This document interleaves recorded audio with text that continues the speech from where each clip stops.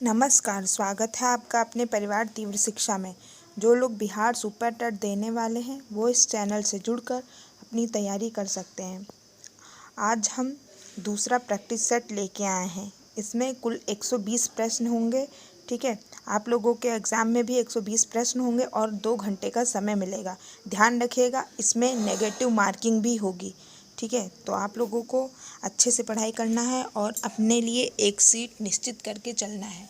ठीक है, इसमें समान अध्ययन के सभी विषयों को शामिल किया गया है, चाहे वो बिहार स्पेशल हो, करंट हो या फिर साइंस, ईवीएस, पर्यावरण, इतिहास, पॉलिटी, सभी विषयों को इसमें क्वेश्चन लिए गए हैं। ये प्रैक्टिस सेट आपको एग्ज़ाम तक यूं ही मिलते रहेंगे, इसलिए हमारे चैनल को सब्सक्राइब जरूर कर लें। तो चलिए शुरू करते हैं। आज का हमारा पहला प्रश्न, निम्नलिखित में से विषम शब्द चुनिए। ठीक है, तो इसमें से विषम शब्द कौन सा है देखते हैं। महासागर, कुआं, टैंक, झील। ठीक है, तो ये महासागर कहाँ पे होता है? धरती में। कुआं भी धरती में होता है। ठीक है, और झील ये भी प्राकृतिक है। महासागर, कुआं, झील ये सब प्राकृतिक बनाई जाती हैं। ठीक है, लेकिन टैंक को क्या करते हैं हम लोग? बनवाते हैं। ठीक है, तो इसमें सबसे विषम कौन सा है? टैंक। ठीक है, आगे दूसरा क्वेश्चन है हमारा, धन का दुरुपयोग होता है। ठीक है, तो लेखन में क्या होता है? साहित्यिक चोरी होती है। ठीक है, इसमें बुराइयां बतानी है तो धन का दुरुपयोग भी होता है और सदुपयोग भी होता है, लेकिन यहाँ पे बुराई दिया हुआ है यानी नेगेटिव दिया हुआ है धन का, तो धन दुरुपयोग और लेखन का साहित्यिक चोरी। ठीक है, इसी तरह धोखा, चोरी, अशुद्धि नहीं, लेखन का क्या करेंगे? साहित्यिक चोरी। ठीक है, ऐसे ही थोड़ा सा दिमाग लगा कर आपको टिक करना होगा। आगे समाचार पत्र। ठीक है, पाठक पढ़ता है। समाचार को कौन पढ़ता है? पाठक। और रोटी क्या होता है? उपभोक्ता खाता है। ठीक है, तो उपभोक्ता पर टिक करेंगे। ठीक है, अगला हमारा क्वेश्चन है, आशावादी प्रसन्न, निराशावादी उदास। यानी जो लोग अपने जीवन में आशा रखते हैं कि ऐसा कर लेंगे, धीरे धीरे ऐसा हो जाएगा, वो लोग क्या होते हैं? प्रसन्न होते हैं। और जो निराशावादी, अब कुछ नहीं हो सकता, अब क्या होगा, वो लोग क्या होते हैं? उदास होते हैं। ठीक है, तो ये है चौथा हमारा क्वेश्चन रीजनिंग का। अगला क्वेश्चन, निम्नलिखित शब्दों में से विषम शब्द चुनिए। ऐसे इसमें भी electric guitar, mouth organ, Sonata. ठीक है, ये सब क्या है? ये इलेक्ट्रिक गिटार, माउथ ऑर्गन और सोनाटा ये ऑलरेडी अपने आप चलती हैं चीज़ें। ठीक है, लेकिन कीबोर्ड क्या है? कीबोर्ड पे हम लोग टाइप करते हैं ना, तो इसमें सबसे अलग क्या है? कीबोर्ड। ठीक है, क्योंकि ये कोई इलेक्ट्रिक नहीं है मशीन, सेल वाला भी होता है। ठीक है, तो sonata, mouth organ, electric guitar, इन सब में सबसे अलग कीबोर्ड है। ठीक है, आगे सामान्य ज्ञान के क्वेश्चन। ठीक है, सामान्य ज्ञान में मिक्स होते हैं। ये भारत के बारे में कुछ जानकारी है, पढ़ते हैं। जवाहरलाल नेहरू भारत के प्रथम प्रधानमंत्री कब बने? ये तो सबको पता है कि प्रथम प्रधानमंत्री जवाहरलाल नेहरू हैं, लेकिन प्रधानमंत्री कब बने? तो 15 अगस्त 1947 को। ठीक है, आप लोगों में इस तरीके के क्वेश्चन आएंगे कि जवाहरलाल नेहरू प्रधानमंत्री कब बने? तो 15 अगस्त 1947। ठीक है, आगे भारत में प्रथम महिला प्रधानमंत्री कौन थी? तो इंदिरा गांधी। ठीक है, आगे भारत का प्रथम राष्ट्रपति कौन है? डॉक्टर राजेंद्र प्रसाद। ठीक है, ये इम्पोर्टेंट है। आगे नोबेल पुरस्कार प्राप्त करने वाले प्रथम भारतीय कौन थे? रविंद्रनाथ टैगोर। ठीक है, नोबेल पुरस्कार प्राप्त करने वाले प्रथम भारतीय रविंद्रनाथ टैगोर थे। नेक्स्ट, भारतीय राष्ट्रीय कांग्रेस के प्रथम अध्यक्ष कौन थे? ध्यान रखिए, व्योमेश चंद्र बनर्जी भारतीय राष्ट्रीय कांग्रेस के प्रथम अध्यक्ष थे। कई बार ये क्वेश्चन आया है। ठीक है, आगे बढ़ते हैं। प्रथम भारतीय अंतरिक्ष यात्री कौन थे? राकेश शर्मा। ठीक है, प्रथम भारतीय अंतरिक्ष यात्री राकेश शर्मा। ठीक है, आप लोग को क्लास में ही याद हो जाए इसलिए हम रिपीट कर रहे हैं बार बार। आगे दक्षिणी ध्रुव पर पहुंचने वाले प्रथम भारतीय महिला कौन थी? तो रीना कौशल धर्मशक्तु। ठीक है, दक्षिण ध्रुव पर, दक्षिण ध्रुव यानी नीचे साइड है, पहुंचने पर भारतीय महिला, प्रथम भारतीय महिला रीना कौशल धर्मशक्तु इनका नाम है। ठीक है, नेक्स्ट, भारत में निर्मित प्रथम भारतीय फिल्म कौन सी है? जिसको मौनी सिनेमा, ठीक है, इसमें आवाज़ नहीं थी, वो थी राजा हरिश्चंद्र। ये भारत में ही बनी थी, यानी भारत में निर्मित प्रथम भारतीय फिल्म राजा हरिश्चंद्र थी। ठीक है। नेक्स्ट, भारत में प्रथम भारतीय फिल्म मौनी सिनेमा राजा हरिश्चंद्र कब निर्मित हुई? तो ये 1913 में। ठीक है। राजा हरिश्चंद्र फिल्म जो कि प्रथम फिल्म थी 1913 में बनी। आगे, भारत का अंग्रेजी नाम इंडिया की उत्पत्ति किस शब्द से हुई है? ठीक है, तो ये सिंधु शब्द से हुई है। ठीक है। आप लोगों को जिस क्वेश्चन के आंसर आते हैं तो बताइएगा कमेंट में, और कितने नंबर आप लोगों के आए ये ज़रूर बताइएगा कि 120 में से आप लोगों के कितने नंबर आए। ठीक है, कौन कौन से क्वेश्चन आते थे। तो दे पढ़ते हैं। भारत का अंग्रेजी नाम इंडिया की उत्पत्ति किस शब्द से हुई है? सिंधु शब्द से। ठीक है। आगे बढ़ते हैं। जनरल साइंस के कुछ क्वेश्चन है। देखिए, जनरल साइंस में फिजिक्स, केमिस्ट्री, बायो तीनों को मिला करके कुछ क्वेश्चन लिए गए हैं। ठीक है। देखते हैं। सूती और ऊनी रेशों में अंतर ज्ञात किया जा सकता है। ठीक है, तो कैसे? जलाकर। ठीक है, ध्यान रखिए, सूती और ऊनी रेशों में कैसे अंतर पता करते हैं? तो इनको जलाकर। आगे, बर्फ पर दाब बढ़ाने से उसका गलनांक क्या होता है? घट जाता है। ठीक है, बर्फ़ पर अगर दबाएंगे, यानी उसको किसी चीज़ से, बोरे वगैरह में हम लोग बर्फ़ को रख देते हैं ना, तो वो कम गलता है ना, तभी तो बर्फ़ को बोरे वगैरह में बांध के रखते हैं, आपने देखा होगा। तो अगर बर्फ़ पर दाब बढ़ाने से उसका गलनांक क्या होता है? घट जाएगा। नेक्स्ट, गर्मियों में सफ़ेद कपड़े क्यों पहने जाते हैं? ऊष्मा के बुरे। निम्नलिखित में से गलत कथन कौन सा है? तो देखिए, 3 कथन सही हैं और 1 कथन गलत है। लोहा पानी में डूब जाता है, ये सही है। लकड़ी पानी पर तैरती है, ये भी सही है। पारे में लोहा तैरता है, पारे में लोहा तैरता है, ये भी सही, लेकिन पारा पानी पर तैरता है, ये गलत है। ठीक है, पारा जो है पानी पर तैरता है, ये चीज़ गलत है। ठीक है, पारे में लोहा तैरता है, ये चीज़ सही है। ठीक है, आगे बढ़ते हैं हम। संतरे में कौन सा विटामिन अधिक होता है? तो विटामिन सी। ठीक है, जितने भी खट्टे पदार्थ हैं इसमें विटामिन सी होता है। ठीक है, आगे बढ़ते हैं। चमगादड़ अंधेरे में भी उड़ सकते हैं क्योंकि उन्हें सहायता प्राप्त होती है किसकी? अल्ट्रासोनिक वेव से। ठीक है, कहाँ पे? अल्ट्रासोनिक वेव से उन्हें सहायता मिलती है। ठीक है, इसलिए वो अंधेरे में भी उड़ सकते हैं। ठीक है, आगे, एल्यूमिनियम किस खनिज से प्राप्त की जाती है? तो बॉक्साइट से। एल्यूमिनियम बॉक्साइट से मिलता है। ठीक है, नेक्स्ट, ब्लैक होल क्या है? तो ये निहरिकाएँ, उल्काएँ, सूर्य के धब्बे नहीं, ये सब नहीं है। ब्लैक होल थ्योरी है एक। ठीक है, जिसमें बताया गया है कि सारा ब्रह्मांड एक ही टुकड़े से टूटकर बना है, मतलब एक ही चीज़ है, जैसे टकराने से वो टुकड़े कई हिस्सों में बंटते चले जा रहे हैं और उन्हीं से ब्रह्मांड बढ़ना है। ठीक है, यही ब्लैक होल थ्योरी है। आगे बढ़ते हैं। जल में स्थायी कठोरता का कारण कैल्शियम क्लोराइड। ठीक है, जल में कठोरता का क्या कारण है? कैल्शियम क्लोराइड अधिक होना। नेक्स्ट, कैलोरी की मापन इकाई ऊष्मा। कैलोरी किस में मापते हैं? ऊष्मा। ठीक है, फिजिक्स के क्वेश्चन है ये। सूर्य उदय होते समय वह डूबते समय लाल क्यों दिखाई देता है? तो ये प्रकीर्णन के कारण। ठीक है, नेक्स्ट, घरों में विद्युत संयंत्र जोड़े जाते हैं समांतर क्रम में। ठीक है, घरों में विद्युत संयंत्र जोड़े जाते हैं समांतर क्रम में। आगे, लोहे में जंग लगना है एक क्या है? रासायनिक क्रिया है। लोहे में जंग लगना एक रासायनिक क्रिया है। विद्युत बल्ब का फिलामेंट किसका बना होता है? टंगस्टन का। ठीक है, जो बल्ब के अंदर पतले पतले तार देखे होंगे ना आपने, वो किसका बना होता है? ये टंगस्टन होता है। नेक्स्ट, केतली में पानी का गर्म होना किसका उदाहरण है? तो ये संवहन का। ठीक है, नेक्स्ट, प्लास्टर ऑफ पेरिस प्राप्त किया जाता है किससे? जिप्सम से।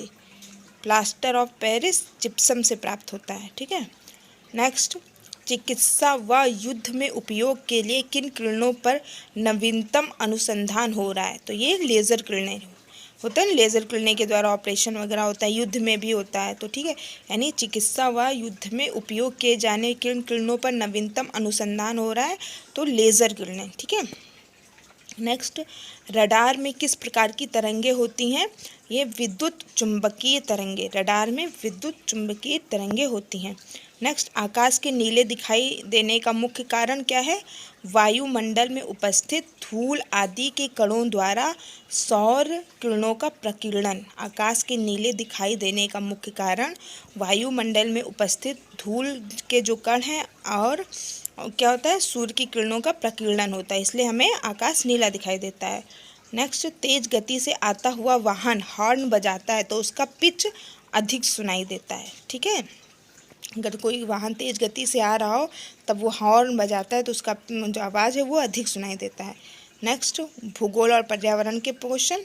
तो देखिए, भूगोल का जनक किसे माना जाता है? हिकेटियस को। भूगोल का जनक हिकेटियस को माना जाता है। भूगोल के लिए ज्योग्राफिका शब्द का प्रयोग किसने किया है ना? भूगोल को इंग्लिश में ज्योग्राफी बोलते हैं ना, तो इसका प्रयोग किसने किया? ये इरेटोस्थनीज ने। इरेटोस्थनीज ने ज्योग्राफी का प्रयोग किया। मानव भूगोल का पिता निम्नलिखित में से किसको कहा जाता है? तो मानव भूगोल का पिता है ये कार्ल रिटर को बोलते हैं। ठीक है, भूगोल का पिता कार्ल रिटर को। नेक्स्ट, भूगोल को मानव पारिस्थितिकी के रूप में परिभाषित करने वाला विद्वान कौन था? वो H.H. बैरोज। भूगोल को मानव पारिस्थितिकी के रूप में परिभाषित करने वाला विद्वान H.H. बैरोज था। नेक्स्ट, भू आकृति विज्ञान का जन्मदाता किसे माना जाता है?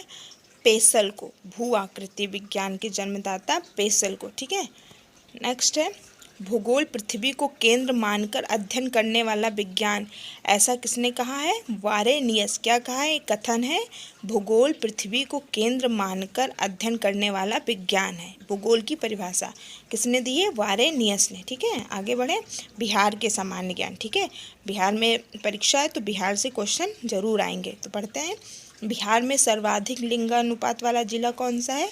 गोपालगंज। ये 2011 की रिपोर्ट के अनुसार ही है। ठीक है, सर्वाधिक लिंगानुपात गोपालगंज है। बिहार में सर्वाधिक साक्षरता वाला जिला रोहतास। ठीक है, बिहार में सबसे कम साक्षरता वाला जिला पूर्णिया है। बिहार में सर्वाधिक वर्षा वाला जिला किशनगंज। ठीक है, नेक्स्ट, बिहार में सबसे कम वर्षा वाला जिला औरंगाबाद। बिहार में सबसे ठंडा वाला जिला गया। गया में सबसे ठंड होती है ना। आगे, बिहार में सबसे बड़ा नगर तो पटना नगर। ठीक है, आगे, मूल रूप से बिहार शब्द का अर्थ क्या है? बौद्ध मठ। बिहार शब्द का अर्थ बौद्ध मठ है। ठीक है, आगे, बिहार में नमक सत्याग्रह आरंभ हुआ कब? 15 अप्रैल 1930। आंदोलन, भारतीय राष्ट्रीय आंदोलन है ना, तो उस बिहार के अगर परिप्रेक्ष्य में क्वेश्चन आता है तो ये जरूर बनेगा कि बिहार में नमक सत्याग्रह आरंभ कब हुआ? तो 15 अप्रैल 1930। इसको जरूर ध्यान रखिएगा और नोट कर लीजिए। आगे, बिहार का पृथक प्रांत के रूप में गठन की मांग प्रस्तुत की गई कब? 1906 ईस्वी में। ठीक है, कि बिहार को अलग प्रांत गठन की मांग 1906 में उठी। ठीक है, आगे, बिहार मुगल साम्राज्य के प्रांत के रूप में गठन हुआ 1580 ईस्वी में। ठीक है, बिहार जो है मुगल साम्राज्य के प्रांत के रूप में 1580 ईस्वी में गठित हुआ। बिहार विधानसभा में वर्तमान में कितने सदस्य हैं? 243। ठीक है, बिहार विधानसभा में वर्तमान में 243 सदस्य। नेक्स्ट, बिहार से लोकसभा के लिए कितने सदस्य चुने जाते हैं? 40। बिहार से लोकसभा के लिए 40 सदस्य चुने जाते हैं। आगे, पटना उच्च न्यायालय की स्थापना कब हुई थी? 1916 में। ठीक है, आगे, बिहार में राज्यसभा की कितनी सीटें? 16। ठीक है, ध्यान रखिएगा। आगे, भारतीय राष्ट्रीय आंदोलन से क्वेश्चन लिए गए हैं। ठीक है, तो पढ़ते हैं। हिंदुस्तान रिपब्लिकन एसोसिएशन की स्थापना कब हुई? अक्टूबर 1924 ईस्वी में। हिंदुस्तान रिपब्लिकन एसोसिएशन की स्थापना अक्टूबर 1924 में। ठीक है, साइमन कमीशन की नियुक्ति 8 नवंबर 1927 ईस्वी में हुई। ठीक है, आगे, साइमन कमीशन का भारत आगमन कब आया? ऐसे क्वेश्चन बनेगा, साइमन कमीशन भारत कब आया? तो 3 फरवरी 1928 ईस्वी में। ठीक है, नेक्स्ट, नेहरू रिपोर्ट कब तैयार की गई? तो अगस्त 1928 ईस्वी में। ठीक है, आगे बारदौली सत्याग्रह कब हुआ? तो अक्टूबर 1928 ईस्वी में बारदौली सत्याग्रह। ठीक है। आगे लाहौर षड्यंत्र केस कब हुआ? तो 8 अप्रैल 1929 ईस्वी में लाहौर षड्यंत्र केस हुआ। ठीक है। नेक्स्ट, कांग्रेस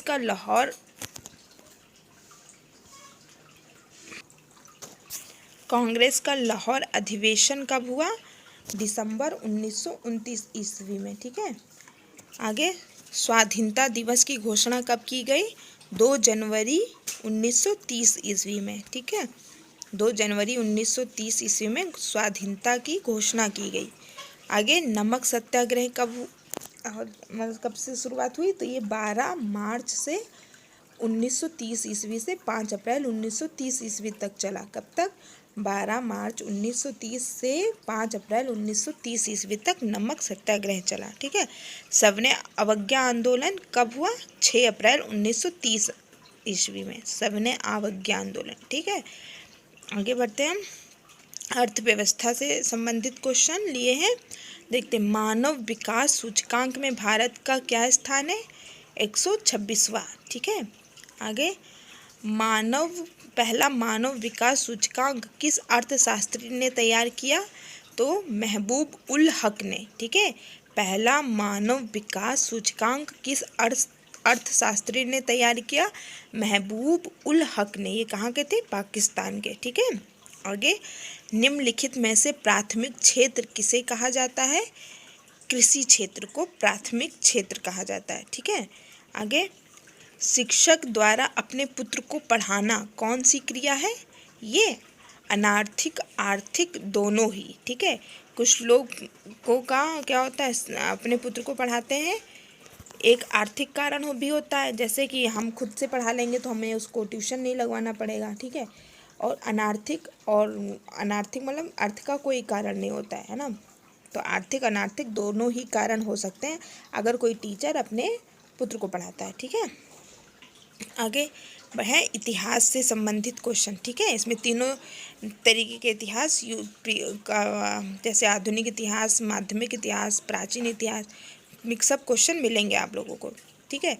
ये पूरे 50-60 प्रैक्टिस सेट हम आप लोगों को एग्ज़ाम तक जरूर करा देंगे। तो आप लोगों के प्रैक्टिस सेट के माध्यम से 6 से 7 हज़ार प्रश्न तैयार हो जाएंगे। ठीक है। और आप लोग अपनी तैयारी करिए इसी तरीके से। चलते हैं। हड़प्पा सभ्यता की खोज किसने की थी? दयाराम साहनी ने। ठीक है। आगे वह शासक जिसने एक सच्चे जैन मुनि की तरह उपवास के द्वारा शरीर त्याग दिया, कौन था? चंद्रगुप्त मौर्य। है ना। इनको पढ़े हैं ना कि अपने जीवन के अंतकाल में इन्होंने जैन धर्म अपनाकर चले गए थे। ठीक है। और इसीलिए पढ़ा है, वह शासक जिसने एक सच्चे जैन मुनि की तरह उपवास के द्वारा अपना शरीर त्याग दिया और जीवन के अंत में इन्होंने खाना पीना सब छोड़ दिया। ठीक है। आगे तराइन का प्रथम युद्ध 1191 ईस्वी में किसके मध्य लड़ा गया? मोहम्मद गौरी और पृथ्वीराज तृतीय। ठीक है। पृथ्वीराज तृतीय, ध्यान रखिएगा। पृथ्वीराज प्रथम भी हैं, द्वितीय भी हैं, इसीलिए कंफ्यूज ना हो जाइएगा।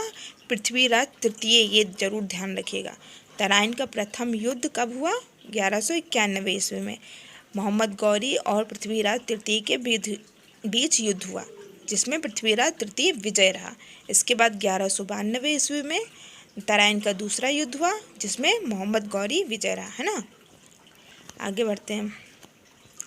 बंगाल को मुगल साम्राज्य से पृथक कर स्वतंत्र किया किसने? मुर्शिद कुली खान ने। बंगाल को मुगल साम्राज्य से पृथक कर स्वतंत्र किसने किया? मुर्शिद कुली खान।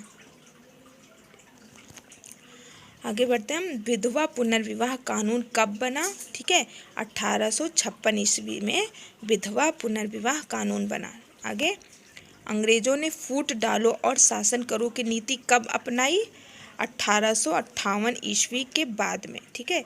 यानी जब 1857 में स्वाधीन क्रांति हुई तो 1858 में इलाहाबाद घोषणा पत्र में ये सब धीरे धीरे उन्होंने फूट डालो और नीति शासन करो की नीति अपनाई।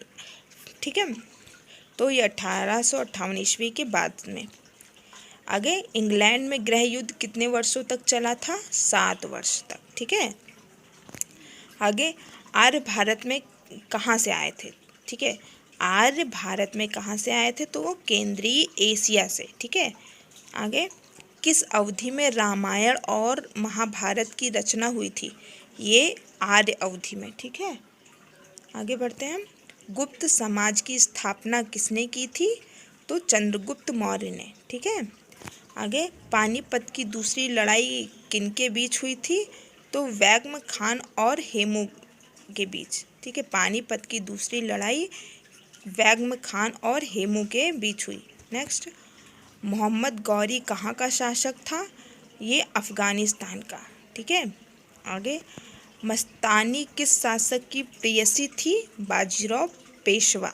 ठीक है, मस्तानी किस शासक की प्रेयसी थी? तो ये बाजीराव पेशवा की। नेक्स्ट, बिहार प्रदेश को किस मुस्लिम शासक ने सर्वप्रथम जीता था? तो खिलजी ने। ठीक है, बिहार प्रदेश को किस मुस्लिम शासक ने सर्वप्रथम जीता? खिलजी ने। नेक्स्ट क्वेश्चन, मुगल काल में सर्वप्रथम किस शहर में अंग्रेजों ने अपने कारखाने स्थापित किए? कहाँ पर किए? सूरत में। सूरत कहाँ है? गुजरात है ना। तो मुगल काल में सर्वप्रथम किस शहर में अंग्रेजों ने अपने कारखाने स्थापित किए? सूरत। अब करंट अफेयर्स के क्वेश्चन है। ठीक है, ये बिहार से संबंधित करंट अफेयर्स हैं। ठीक है, और आपको राष्ट्रीय यानी भारत से संबंधित करंट अफेयर्स या वर्ल्ड से संबंधित करंट अफेयर्स इसी चैनल पर मंथली वाइज अलग से मिल जाएंगे। हम बिहार के इसमें शामिल कर रहे हैं क्योंकि बिहार में परीक्षा है, तो बिहार के करंट अफेयर्स अधिक परीक्षा में शामिल किए जाएंगे। ठीक है, तो चलिए शुरू करते हैं। जून 2020 में बिहार राज्य मानवाधिकार आयोग का अध्यक्ष किसे नियुक्त किया गया? ये विनोद कुमार सिन्हा को। ठीक है, मानवाधिकार के अध्यक्ष। ठीक है, आगे बिहार के किस स्टेशन पर डिस्पोजेबल बेड्स के लिए कियोस्क मशीन लगाई गई? कहाँ पर? पटना जंक्शन में। ठीक है, ये स्टेशन में ही ये वाली बेड लगाया गया। ठीक है, आगे बिहार इतिहास परिषद के 9वें अधिवेशन का आयोजन किस जिले में किया गया?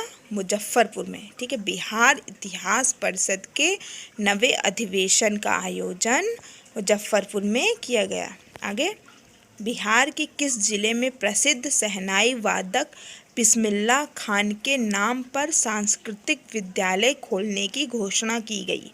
हाँ, वो बक्सर जिला है। ठीक है, किसके नाम पर?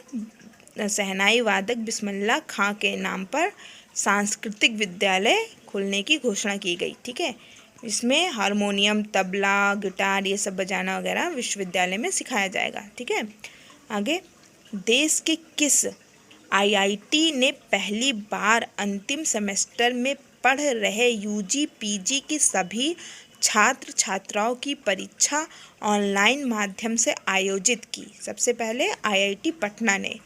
ठीक है, आईआईटी पटना ने ऑनलाइन परीक्षा कराई किसकी? यूजी पीजी के। ठीक है, आगे वर्ष 2020 के स्वच्छता सर्वेक्षण में गंगा किनारे बसे 129 शहरों की सूची में तीसरा स्थान बिहार के किस नगर को प्राप्त हुआ था? मुंगेर को। ठीक है, आगे हाल में ही बिहार के मुख्यमंत्री नीतीश कुमार ने किसके द्वारा लिखी गई पुस्तक सियासत में सदस्यता का विमोचन किया? ये किसने लिखा? विजय कुमार चौधरी। ठीक है, सियासत में सदस्यता विजय कुमार चौधरी ने लिखा। इसका नीतीश कुमार ने विमोचन किया। आगे बिहार राज्य के दूसरे चिड़ियाघर रानीगंज वृक्ष वाटिका की स्थापना किस जिले में की जाएगी? अररिया जिले में। ठीक है, कौन सा है ये? रानीगंज वृक्ष वाटिका की स्थापना। ठीक है, अब ये राजनीति से संबंधित सामान्य ज्ञान यानी पॉलिटी, जिसको हम नागरिक शास्त्र कहते हैं चाहे राज्य व्यवस्था कहें। ठीक है, तो शुरू करते हैं। राष्ट्रीय स्वयंसेवक संघ का निर्माण कब हुआ था? 27 सितंबर 1925 ईस्वी में। आप लोग सभी राष्ट्रीय स्वयंसेवक के बारे में ज़रूर जानते होंगे, है ना। तो राष्ट्रीय स्वयंसेवक संघ का निर्माण कब हुआ था? 27 सितंबर 1925 में। ठीक है, नेक्स्ट राष्ट्रीय स्वयंसेवक संघ का मुख्यालय कहाँ पर है? ये नागपुर में है। ठीक है, आगे बढ़ते हैं हम। राष्ट्रीय स्वयंसेवक संघ का संस्थापक कौन है? तो केशव बलिराम हेडगेवार हैं। केशव बलिराम हेडगेवार, ये राष्ट्रीय स्वयंसेवक संघ के संस्थापक हैं। ठीक है, नेक्स्ट है भारतीय जनता पार्टी की स्थापना कब हुई थी? 6 अप्रैल 1980। ये जो भारतीय जनता पार्टी की इस समय सरकार है ना केंद्र में, तो इसकी स्थापना कब हुई थी? 6 अप्रैल 1980 में। ठीक, आगे भारतीय जनसंघ का स्थापना कब हुआ था? 21 अक्टूबर 1951 में। भारतीय जनसंघ की स्थापना 21 अक्टूबर 1951 में। ठीक है, आगे भारतीय जनता पार्टी का मुख्यालय कहाँ है? नई दिल्ली। ठीक है, नेक्स्ट है भारतीय जनता पार्टी का चिन्ह क्या है? कमल, है ना।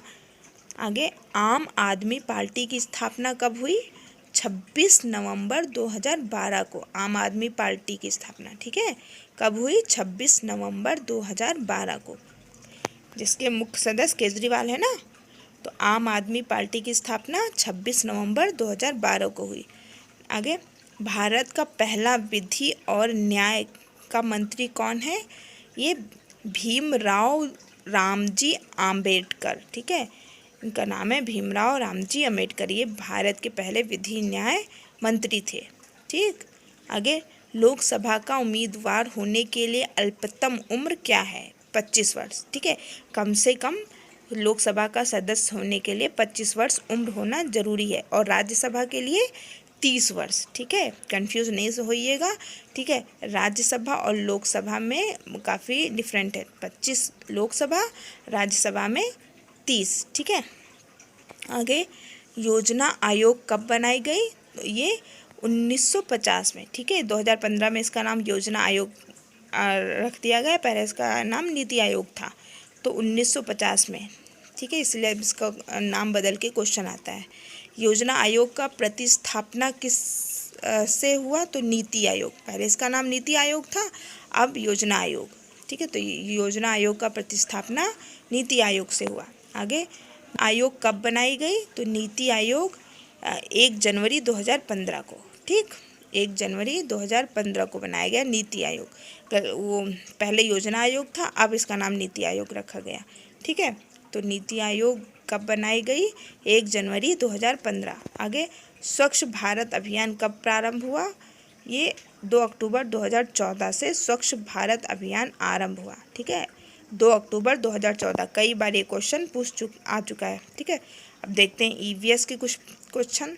ठीक है, ईवीएस यानी करते हैं, विश्व की वह कौन सी बड़ी नदी है जिसे नदी द्वीप कहा जाता है? ब्रह्मपुत्र, है ना। दुधवा राष्ट्रीय उद्यान भारत के किस राज्य में स्थित है?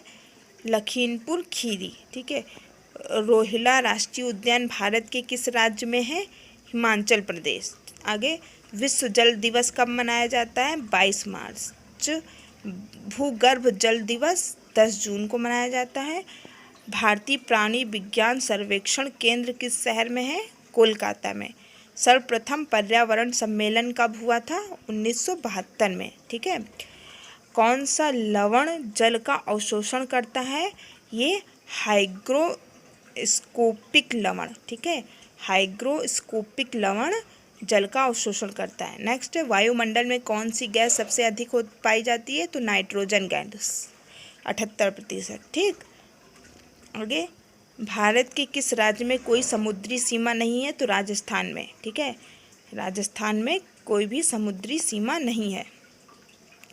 आगे हमारे देश के कितने राज्य समुद्र के किनारे बसे हैं? 9 राज्य। ठीक है, आगे बढ़ते हैं हम। मैथिली शरण गुप्त के बाद राष्ट्रकवि कौन थे बने? रामधारी सिंह दिनकर, यानी सबसे पहले मैथिली शरण गुप्त राष्ट्रकवि बने, इसके बाद रामधारी सिंह दिनकर। ठीक है, तो ये हमारे 120 प्रश्न समाप्त होते हैं। इसमें सामान्य अध्ययन के सभी विषयों को सम्मिलित किया गया है, सिर्फ मैथ को छोड़ के। मैथ की आपको अलग से क्लास लगा दी जाएगी। इससे पहले प्रैक्टिस सेट में मैंने मैथ को इंक्लूड किया था, पर इसमें हम जगह कम होने की वजह से बता नहीं पा रहे हैं, तो इसकी एक अलग से क्लास लगा दी जाएगी। अगर आप लोग चाहें तो मैं मैथ के क्वेश्चन ज़रूर इसमें इंक्लूड करूँगी, लेकिन सिर्फ आंसर ही बता पाएंगे। ठीक है, क्योंकि इसमें अभी पॉसिबल नहीं है, हमारे पास इतना सामान नहीं है कि मैथ को पूरा डिटेल से समझा पाएँ। ठीक है, तो आगे आप लोग को कैसा लगा यह वीडियो, आप लोग लाइक सब्सक्राइब ज़रूर कर लीजिएगा। धन्यवाद। आगे के प्रैक्टिस सेट यूँ ही आपको मिलते रहेंगे।